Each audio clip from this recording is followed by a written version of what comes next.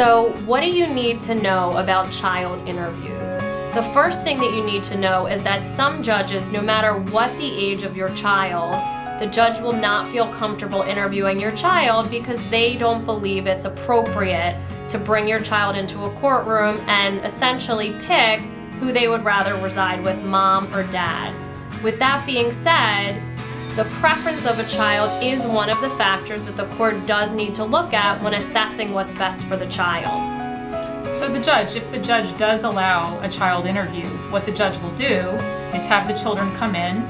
The judge will typically advise the litigants that they are not to prep the child, they are not to try to influence the child, they are to try to bring the child as much as possible as a clean slate before the judge, and the judge will call the children back into chambers, not have them out in open court.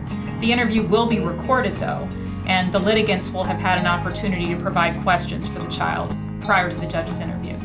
It's also important to know that the questions that you provide to the court may or may not be asked. So the court will look at the questions that you would like your child to be asked during the interview, and they will determine what is or what is not appropriate to ask your child. If the court does not pick a particular question that you ask, they will have to explain their reasons on the record for why they did not pick that particular question. Some judges, most judges, will allow you to hear the audio recording of your child's interview. There are a few judges that like to protect that child interview and will not provide you with an audio recording of that particular proceeding, and then they will give you their reasons why they are not going to let you listen to the child interview. The child interview can be difficult as a parent, or it may be difficult for you to send your child to a judge to be interviewed, and we often counsel our clients, be careful what you ask for, because it can be tough on the child to go through the process.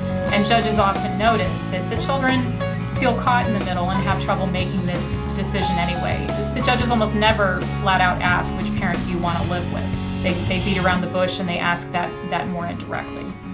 And finally, if your child does express a preference to live with you, you have to remember that that is just one of the many factors that the court has to consider when they're determining what is best for your child.